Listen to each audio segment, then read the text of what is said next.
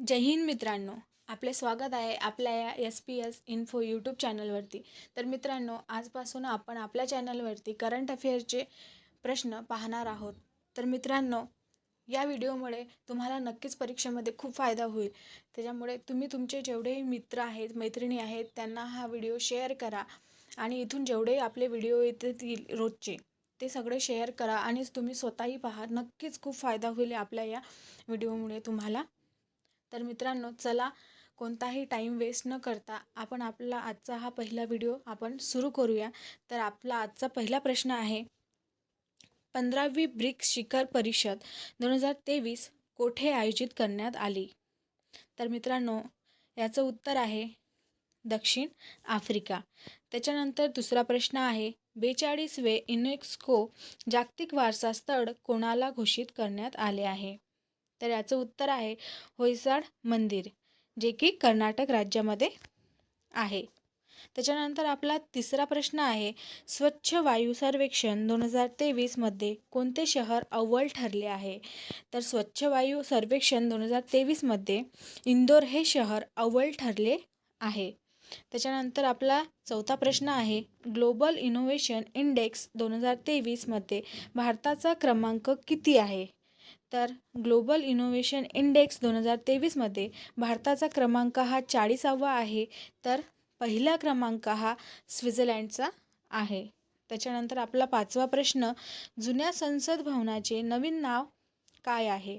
तर जुन्या संसद भवनाचे नवीन नाव आहे संविधान सदन.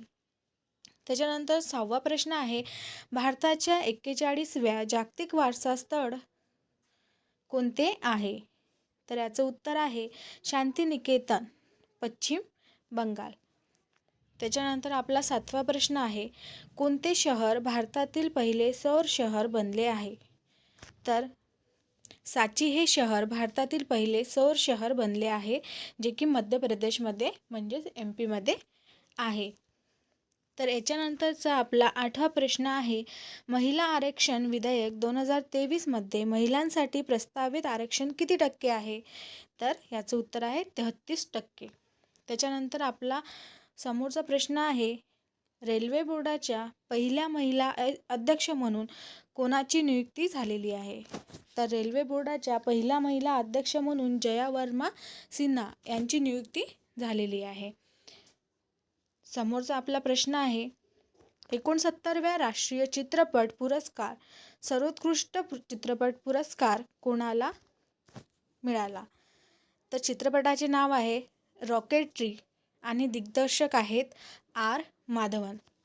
मित्रांनो, तुम्हाला व्हिडिओ आवडल्यास चॅनलला नक्की सबस्क्राईब करा, लाईक करा, कमेंट करा आणि तुमच्या सर्व मित्रांना मैत्रिणींना शेअर करा की जे परीक्षेची तयारी करत आहे. आपल्या या व्हिडिओमुळे तुम्हा सर्वांना नक्की फायदा होईल मित्रांनो. तर आवर्जून व्हिडिओ पहा तुम्ही. आणि त्याच्यानंतर चला याच्यानंतर समोर आपल्या प्रश्न पाहूया. आपला समोरचा प्रश्न आहे, टाटा स्टील इंडिया बुद्धिबळ स्पर्धा 2023 महिला विजेतेपद कोणी जिंकले?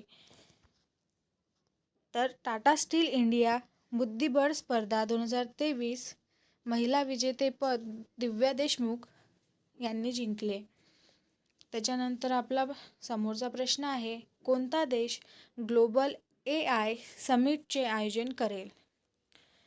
तर आपला भारत देश ग्लोबल AI समिटचे आयोजन करेल.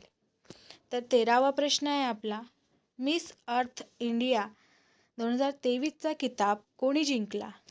तर याचं उत्तर आहे प्रियान सेन, जे की राजस्थानमधले आहेत. त्याच्यानंतर आपला समोरचा प्रश्न आहे, जागतिक पहिली ethanol run Toyota Innova car कोणी लॉन्च केली?